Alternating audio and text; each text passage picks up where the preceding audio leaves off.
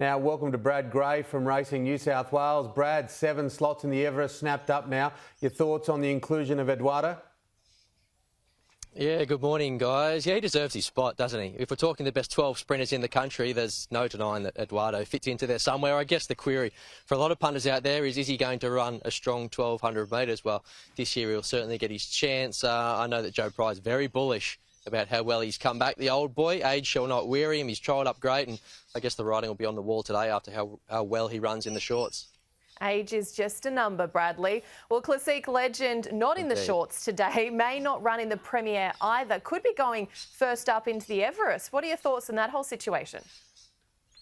Yeah, it's a little bit unconventional, isn't it? But in Les Bridge we trust. He knows the big grey better than anyone in terms of Classique legend, and maybe he's just behind the 8 ball a little bit. We know we haven't seen him at the races for a long time. He was a bit rusty in his trial. I thought he did enough, but I imagine they probably want to get another one under his belt. But as it gets closer and closer to these grand finals, the timing gets tighter and tighter. So if he doesn't have a run, to be a curious little assessment there for punters to try and measure him up, whether in terms of he's fit enough, but we know he's good enough. So if he rolls in at the top of his game, yeah, as I say, Les will have him right.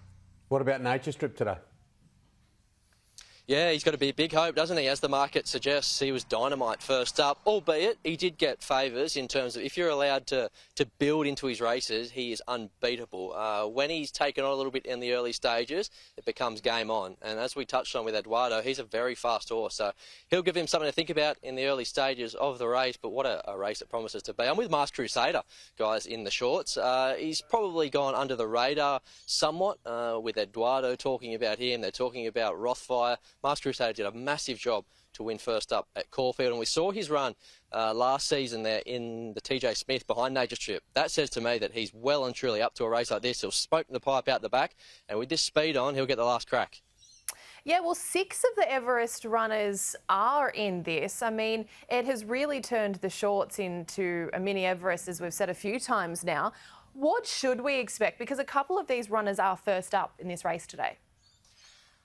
Yeah, we can expect fireworks. Maybe we see a few bubble bursts. I don't know. Horses like Lost and Running, he's the up-and-comer. He has to prove that he's up to these sprinters. Everything he's done to date certainly suggests he is, but until they're thrown into the deep end, you certainly don't know. And then you've got Rothfire. What do we do with Rothfire, the Queensland jet, the thriller from Chinchilla? The story is fantastic. I think racing, and a lot of punters would love to see him run well.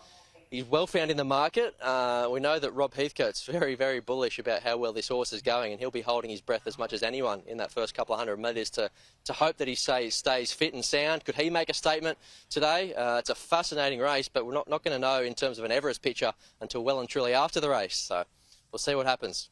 What about a few of these other races today, Brad? If you can find us a winner, that'd be much appreciated. George Main, T Rose, Bill Ritchie. Yeah, there's a bit happening, isn't there? The George Main, I think Very Elegant finds herself. She's short enough, but she is a cracking mare, and she very rarely runs a poor race. I think the sting out of the track today suits with her. The T-Rose for the fillies. This is a race where I want to go a little bit wide. And Tim, I know you are partial to a roughie.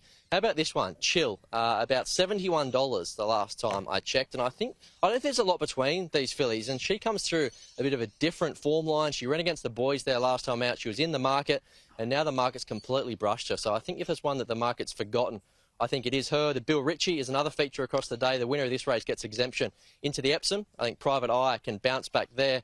And as far as a few other roughies across the card, I'll just look at my notes here. Race 4, number 17, Golly I'm Lucky. I think we'll run a big race at odds. And race 10, number 19, Quantico, is another roughie for the punters to write down. No pressure, Brad, but I can tell you what, our boss sits here every single week and takes down every single name that you say. So every week he puts the house on your tips, okay? No pressure. The house. Okay, all right. Well, if there's no winners, then you don't get paid next week, I guess. So. Essentially, that's what happens. Now, Brad, you've obviously gone for the pants today after last week's reveal of the shorts. We'll get our cameraman just to double check that you have gone the trousers today rather than the shorts. Oh, look at this. You're in for a surprise. He hasn't. He set the trend. I thought to myself,